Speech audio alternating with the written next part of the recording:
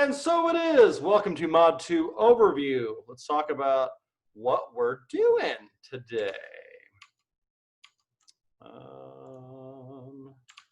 Screen share.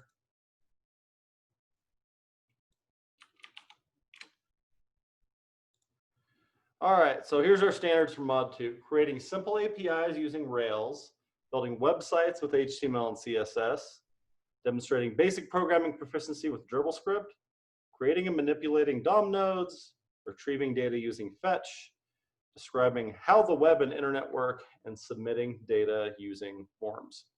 So it's not quite as many standards, I think, as last time. Yeah, a couple fewer. This is the biggest mod, like by far. We just do the most new things in it. And if I were to, let's see, let me make a new one of these. If I were to describe Mod 2, we're really going like an inch deep and a mile wide on pretty much all the topics for the rest of the program. So we're getting some familiarity with all of this. This is gonna feel like you're going an inch deep and a mile wide. There's so much stuff and I can't keep track of it all and I feel like I'm not understanding it. So use the standards as a guideline on this. In Mod 3, we fill in a lot more depth in this stuff. Not across the board, but where we need it. But really, this entire mod is about full stack development in a way that Mod 1 kind of wasn't. So full stack development is about these things called clients asking for things from these things called servers,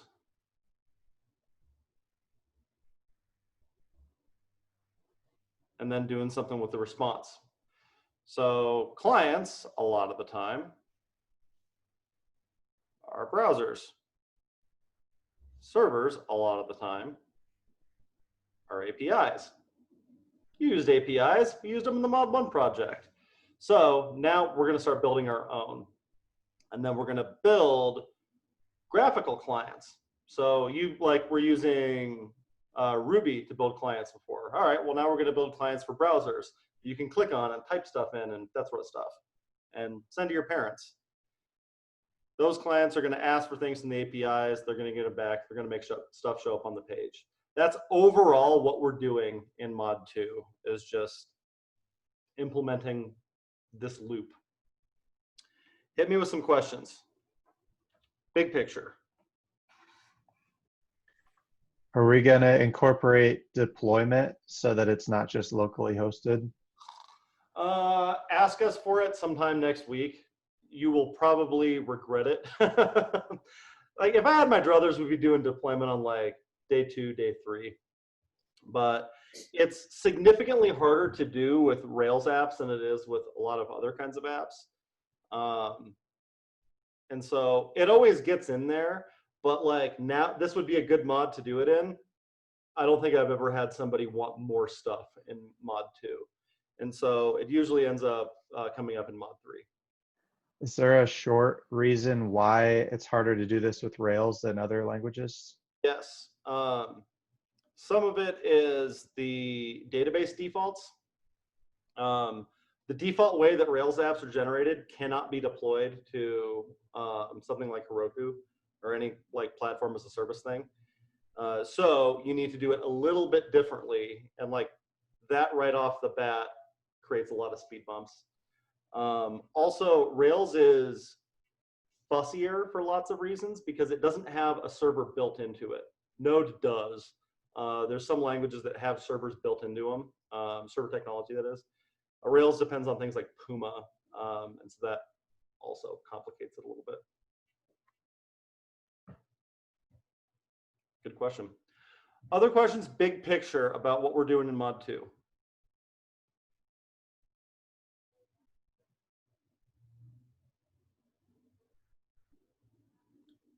Does it make any sense for us to start playing around with our own URLs if we have them? Probably not until you start doing deployment.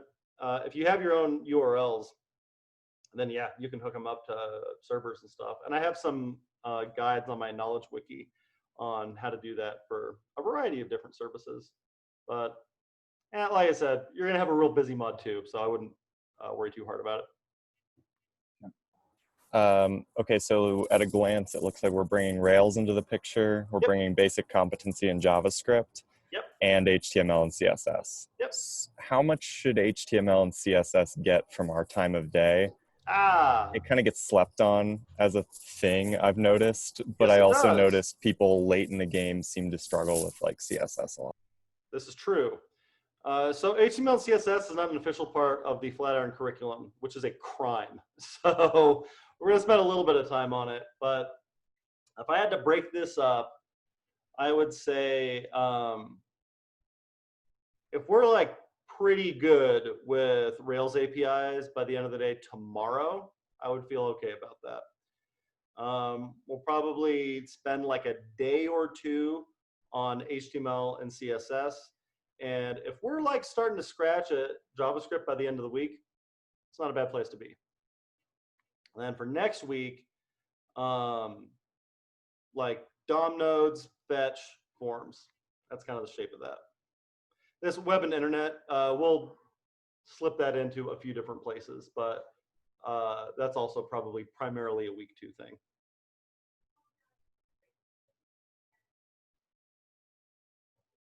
So here's your week. As for today, APIs with Rails. That's all you got to do. If you can make anything come back from any URL on Rails by the end of the day, you have made terrific progress.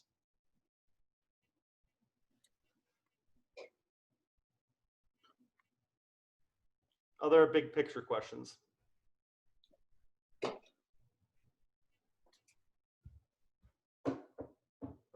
I don't remember if I'm forgetting something obvious, but is there a way that we have the ability to know what our project guidelines are going to be? Just thinking Sure. about what we should be working towards.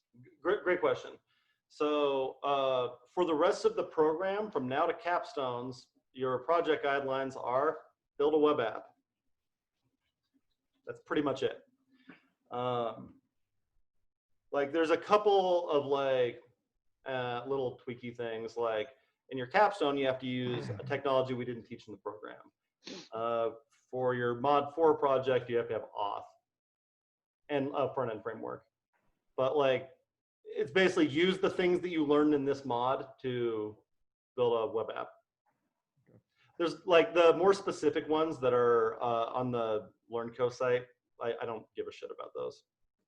Just make a web app.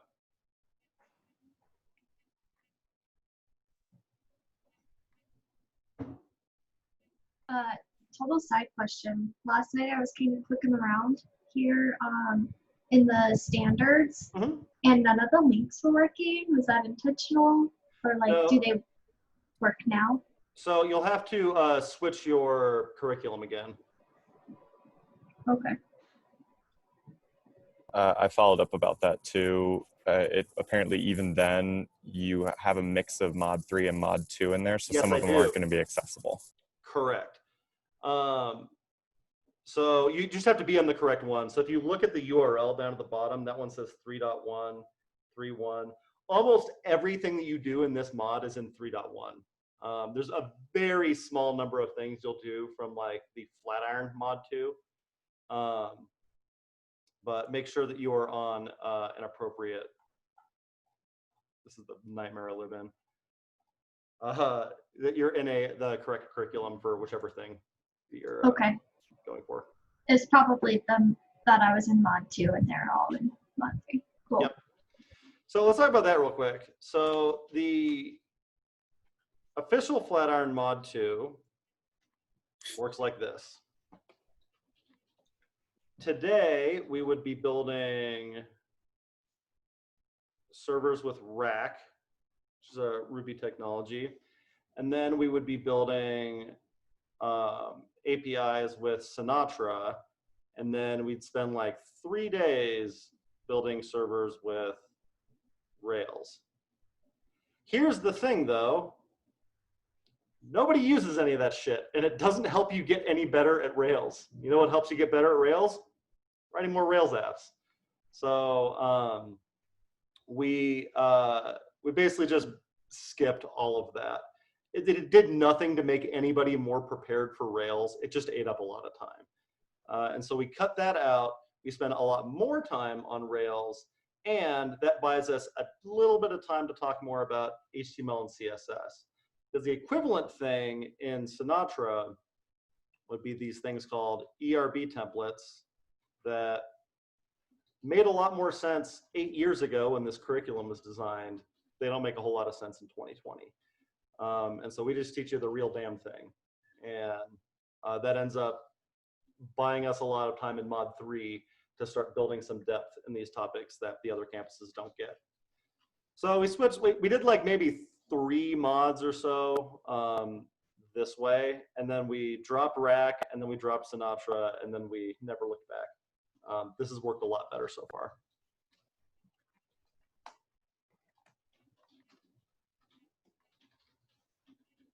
Other questions?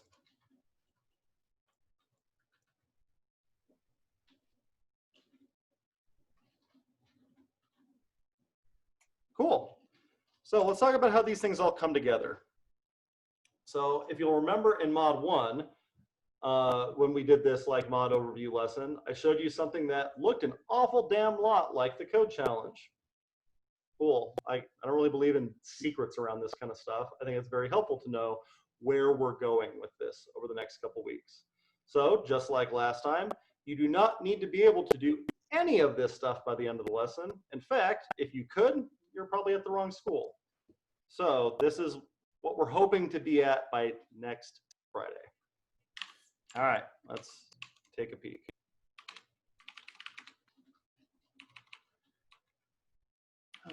So I'm going to call this Mod 2 Overview.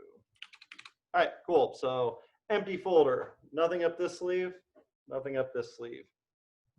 I make a Rails app. Do that with Rails new -- API, and I'll call it backend. Hey, look at all these crazy files and shit that it made for me. So it's like the first thing that gets overwhelming about Rails is when you make a new Rails app, it gives you like a couple hundred files for free. You're like, oh, how am I supposed to figure out what all these things do? The good news is you don't actually have to know what that many of them do. Most of it is just free goodies. Also, get used to Nokogiri installing because it happens a lot and it takes a real long time.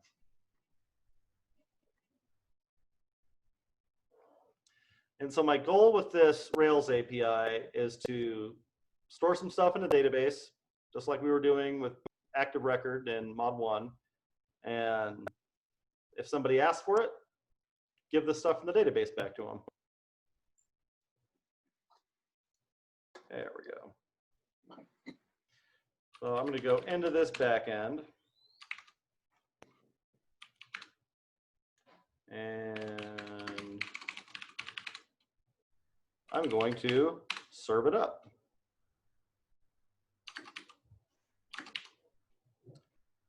So this tells me that this is listening on port 3000. Hey, and so it is. So like, that's what it takes to get Rails running. Pretty damn easy. It's not a whole lot to it.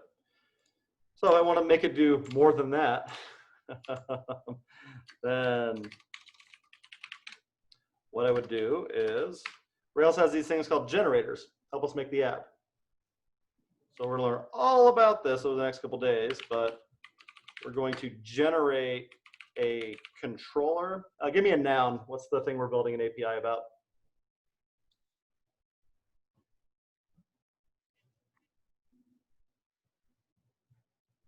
Just any noun? Any noun. Tigers. Tigers. Cool. So I'm going to generate a tigers controller. I'm going to generate a tiger model.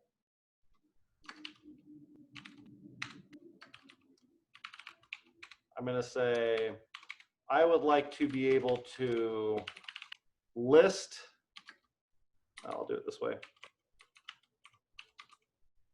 If I make a GET request for tigers, you should send that request to the tigers controller's index method.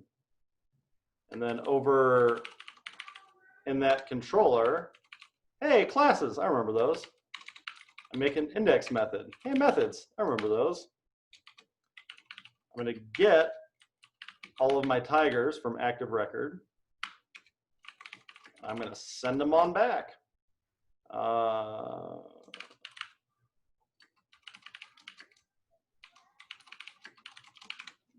And then if I look at the model, hey, wait a minute, we use those in mod 1.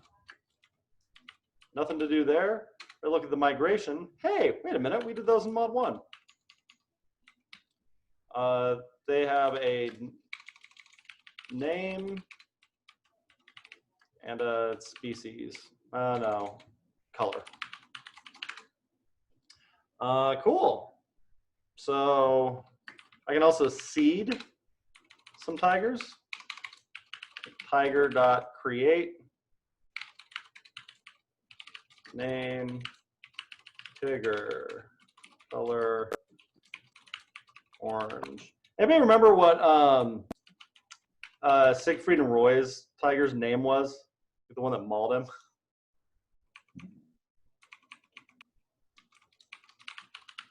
I'm just going to call him Roy.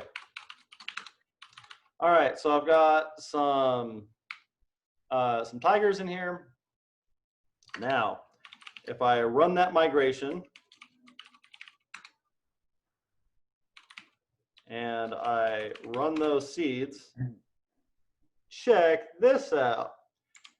If I go to /tigers over here, I get an API response, just like we were doing with REST client. That's how I build an API. Ta-da. So I also want you to be able to add stuff to the API and delete stuff from the API and update stuff from the API. But those aren't so very different than what we just did. That's the next 2 days of your life, is figuring out how to do that. That's also what you'll be doing in the hackathon. So then we want to be able to make those like show up on a web page. How about?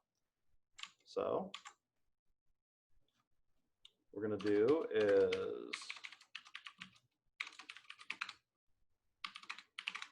we're going to make a new folder called front end.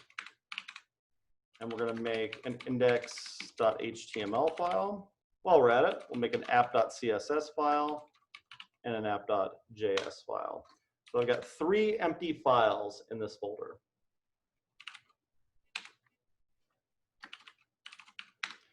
Over here, you probably did some of this in the pre-work. We make a markup file. You also might have done this if you were a teenager in the late 90s.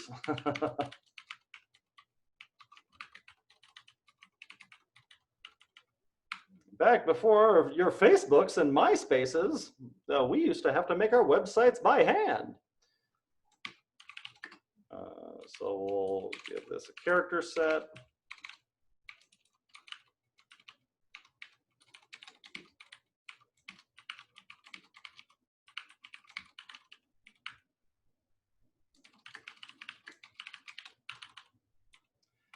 And we'll say Kyle's Tigers. And then we're going to keep a list, an empty list of tigers over here. Cool. That's HTML. Over in this app.js file, I'm going to go get those tigers. I'm going to say, hey, that thing over at localhost 3000/tigers, give it to me. Why don't you fetch it for me? And then that JSON that comes back from it, why don't you parse that? So you just get that as like a JavaScript array. And then I want you to take those tigers that I get back, and I'd like you to turn those into tiger HTML elements. So if I have a list of tigers, and I want to turn them into a list of elements, how did I do that in Ruby?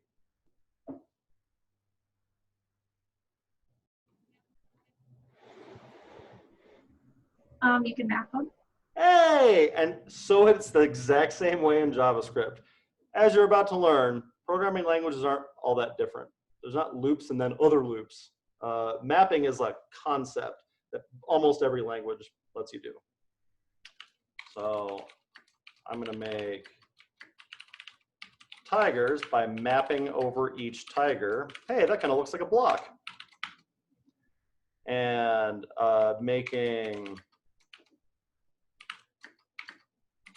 a new HTML element.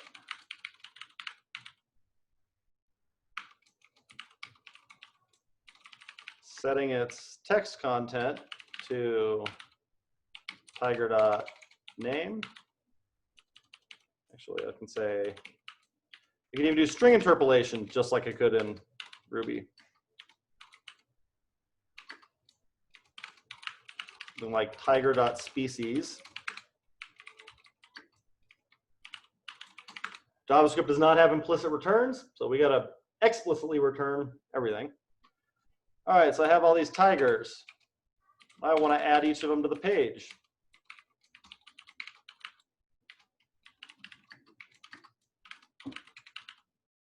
So I can do something like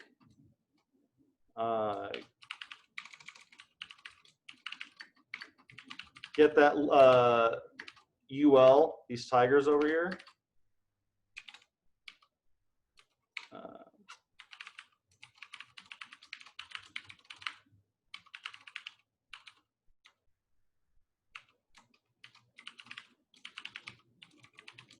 And add each tiger to the page. All right. So one other thing I just realized I have to do with the with my server over here.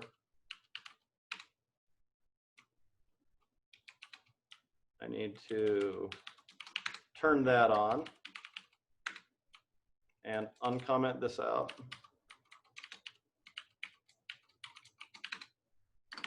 So the thing you'll learn over the next couple days. I'll restart that server. I'm going to start up a server of my own over here for the front end.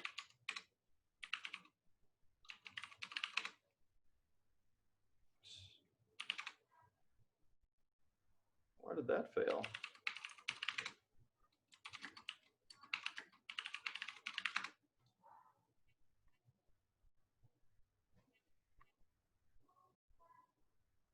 Oh, it's because I upgraded Node last week.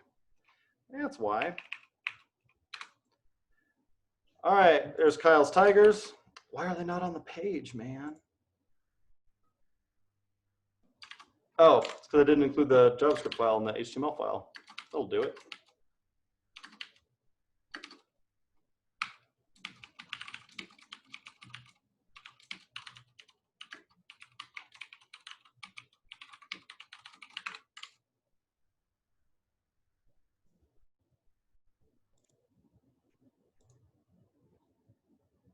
Ah, it's because it's in a thing called tigers already.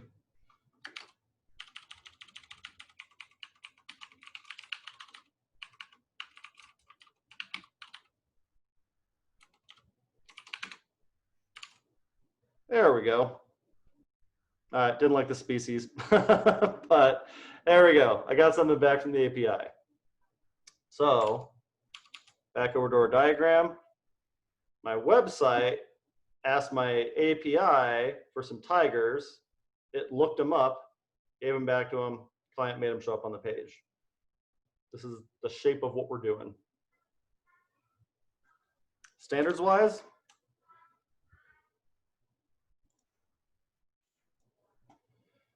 I have built an API using Rails. No CSS in there right now, but I did build a website with HTML at least. I have done a little bit of JavaScript. Creating and manipulating DOM nodes is like those making elements and adding them to the page and stuff. I got stuff from an API with fetch. This whole like client to server back to client loop that we do, that's how the web and the internet work. So the very last thing we need to be able to do in this mod is add stuff to our API. So I'm still curious why that species isn't working. Because you have color. Yeah. Oh, that's right. you have The to do. color. There we go. You guys get it. And there they are. Cool. So let's say I want to make something that lets me add a tiger. I'm going to make a form down here that takes in name,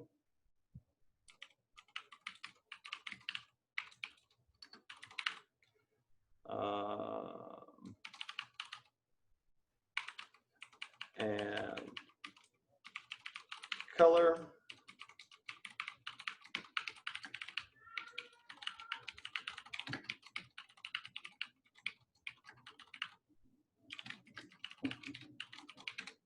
All right, so now I have a form. I'm going to, when I submit this, I'm going to make a post request to localhost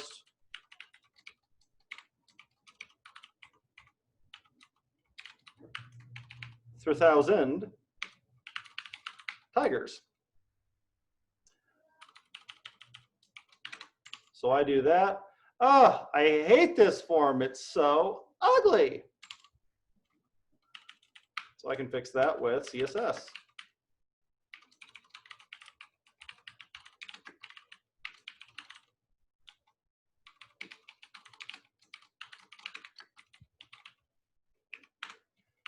I can say, all right, my forms should be 500 pixels wide. My inputs should all take up entire lines. Also, Corbely's least favorite bug, box sizing border box these. The input should take up 100% of the form. Hey, it's already starting to look a little bit better.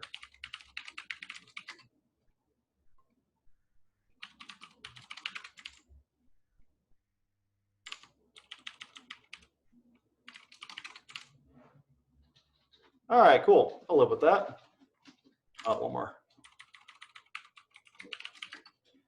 I'm going to do half a rem of padding on top and a little bit on the sides. Hey, all right, that's starting to look like a form. Cool. Back over on the Rails side, I need to tell Rails that if it gets a post request to tigers, that should go to a tigers create method. And over here, I should make a create method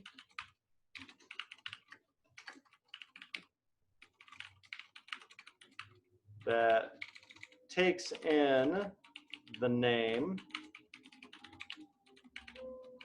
and the color, makes a tiger, and then sends it back to me.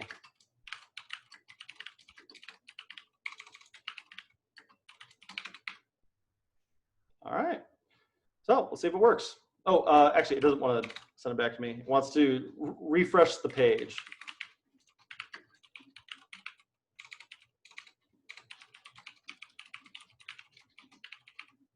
Uh, 2001.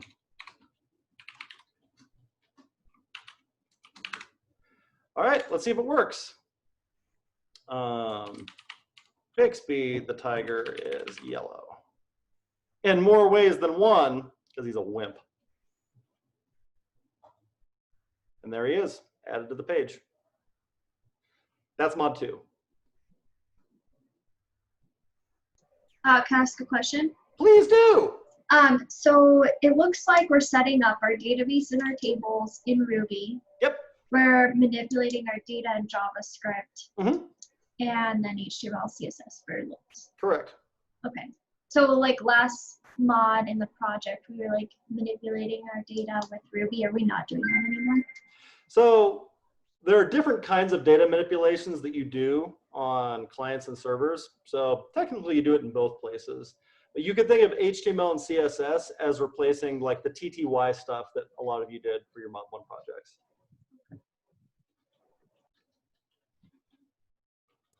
Rails is also going to mitigate some of the steps that we took when we were manipulating that data, right?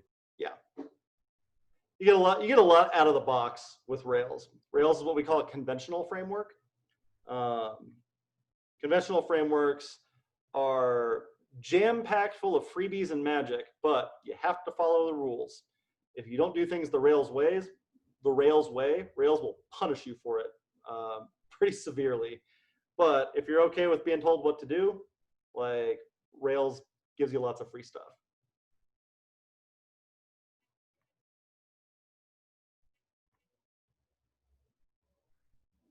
More questions?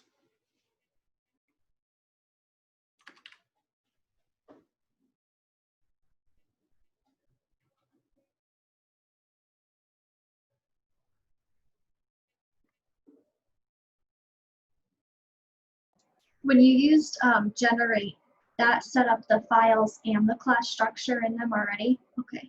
Just get all that stuff, we'll say scaffolded out for you. So like, for example, the controller we got looked like this, but it had that stuff written already. It's just waiting for us to add in the rest of the methods. For the router, what I got was this. It's just waiting for me to add routes to it.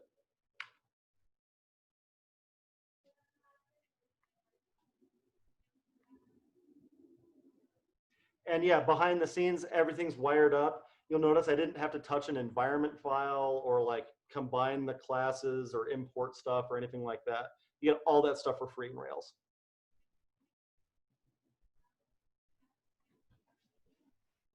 So all these files kind of automatically know each other. Exactly. Because they follow certain, wait for it, conventions. Gotcha. So no require relative or things of that nature. Exactly.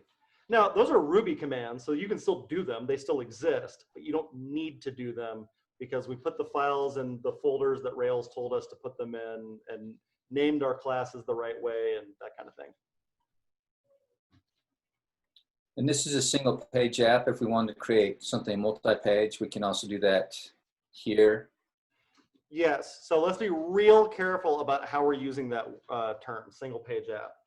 Okay. There is only one page on this. This is not a single page app though. Okay. Single page app is you load one HTML file and then JavaScript makes it look like more than one HTML file. So for example, like if you think about Gmail, like you're clicking around on tabs and it looks like you're on a different page. You're not on a different page. JavaScript just took stuff out of the page and added other stuff in. That's a single page app. And that's what we do in Mod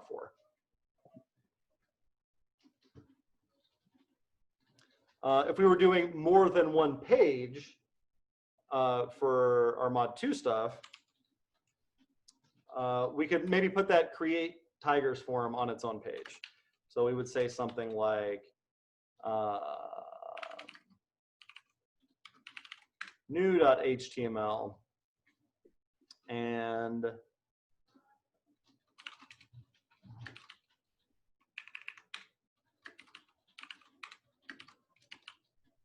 so I can just copy all this over here.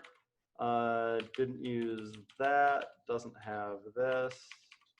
Change the H1 to add a new tiger. We'll take it out of this one. And then I'm going to add a link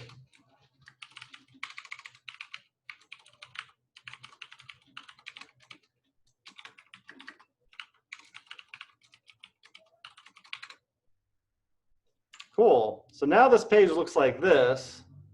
If I click on that, it takes me here. And if I add Mesa, brown tiger, still works the same way.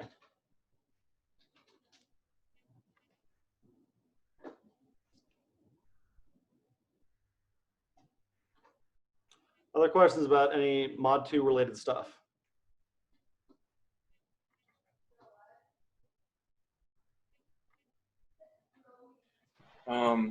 In regards to the HTML, what would be the biggest, are we going to be playing with the pure HTML or like also play around with the embedded ERB? Like, I guess it sounds like they're both the same at this point, right? Not quite. So everything that we're going to do is pure HTML. If you do not touch ERB at all in your entire career, like that is both likely and probably a good thing. Okay. But I left the ERB stuff in the curriculum. If you ever see ERB come up in a lab, you don't have to do that. If I just can't talk you out of it, that stuff's there if you want to poke around with it. Okay, so it'll be kind of skipping over the view portion. Correct. Rails, okay. So yeah, the view part of it, we're just doing that render JSON. That's our view. Okay, gotcha.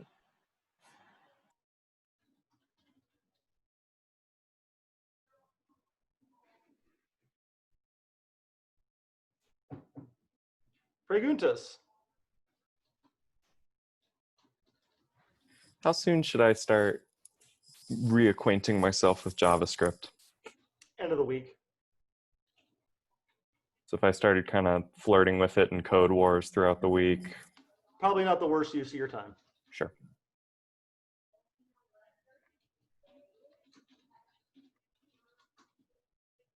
What else?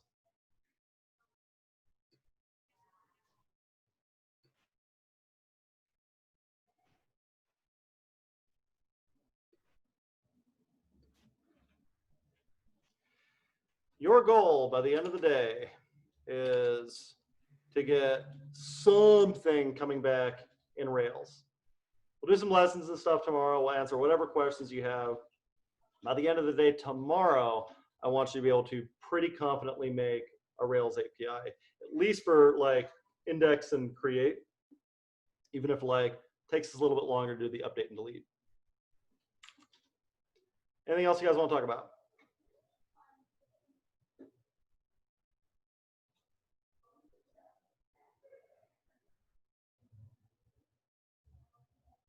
Going once. Going twice. Oh, let me check over in chat.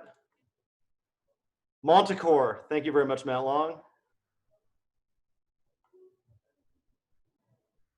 Nice. All right. Happy learning today. Cheers.